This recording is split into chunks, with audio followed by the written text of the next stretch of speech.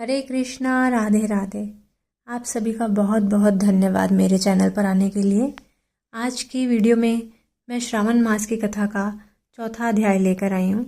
इससे पहले तीसरे अध्याय में हमने पढ़ा कि भगवान शिव ने सनत कुमारों को नक्त व्रत और लक्ष्य पूजा विधि के बारे में बताया और इसके साथ ही भूमि शयन का क्या फल होता है और मौन व्रत का क्या फल होता है यह भी बताया। आज की वीडियो में यानी चौथे अध्याय में हम पढ़ेंगे कि धारणा पारणा व्रत क्या है और इसमें एक परम सुंदरी सुगंधा नामक सुंदरी का जो कि वीरांगना है उसका भी आख्यान पढ़ेंगे। तो शुरू करती हूँ कथा को।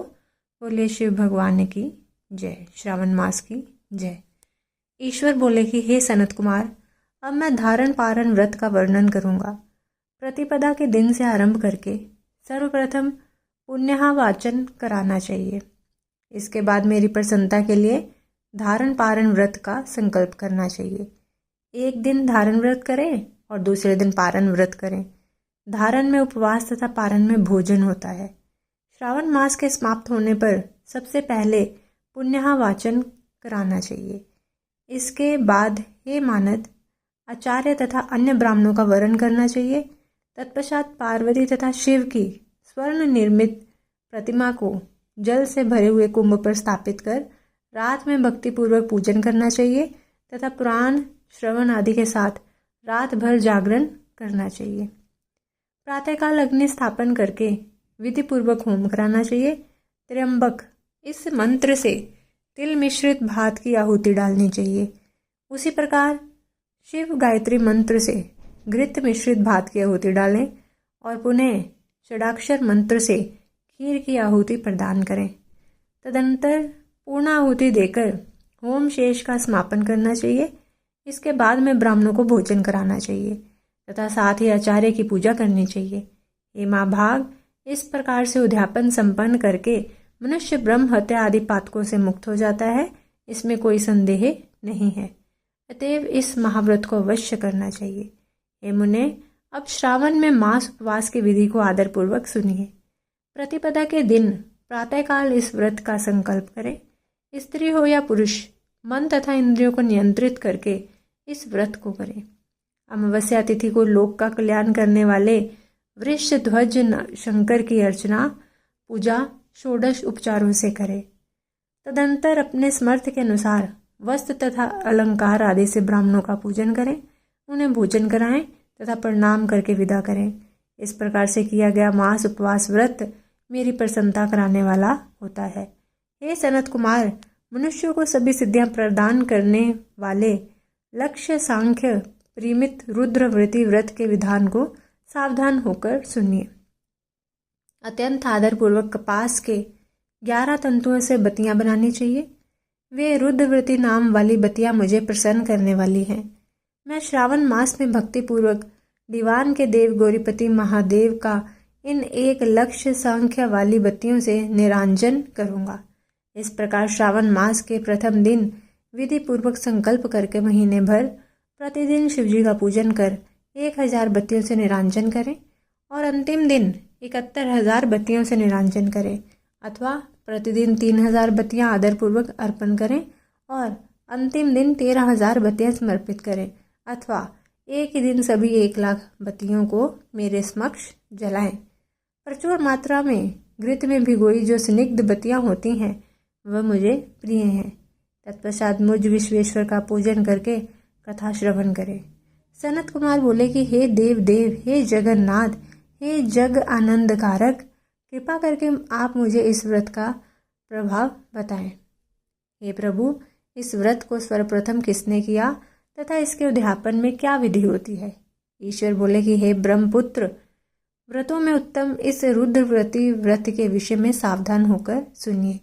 यह व्रत महापुण्यप्रद, सभी उपद्रवों का नाश करने वाला, प्रीति तथा सौभाग्य देने वाला, पुत्र पौत्र समृद्धि प्रदान करने वाला, व्रत करने वाले के प्रति शंकर जी की प्रीति उत्पन्न करने वाला तथा परम पद शिवलोक को देने वाला है।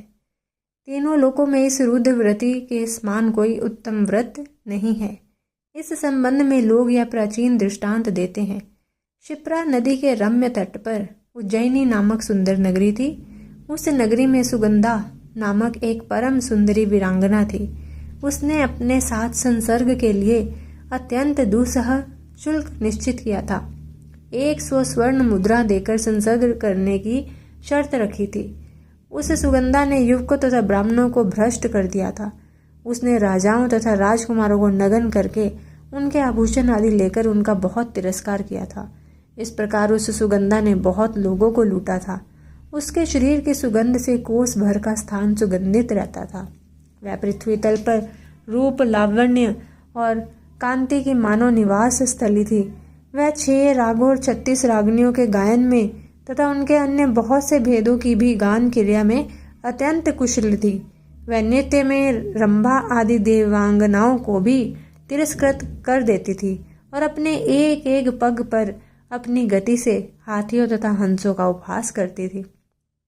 किसी दिन वह सुगंधा कटाक्षों तथा बहुत चालान के द्वारा काम बानों को छोड़ती हुई क्रीड़ा करने के विचार से क्षिप्रा नदी के तट पर गई। उसने ऋषियों के द्वारा सेवित मनोरम नदी को देखा। वहां कई विप्र ध्यान में लगे हुए थे तथा कई जप में लीन थे, कई शिव अर्चना में रत थे तथा कई विष्णु की पूजा में तल्लीन थे।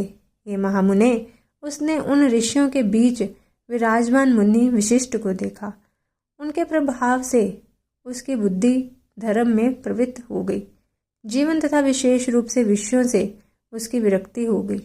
वह अपना सिर झुकाकर बार बार मुनि को प्रणाम करके अपने पापों की निवृत्ति के लिए मुनिश्रेष्ठ विशेष जिसे कहने लगी। सुगंधा बोली कि हे अनाथनाथ, हे विप्रेंद्र, हे सर्व विद्या विशारद, हे योगीश, मैंने बहुत से पाप किए हैं।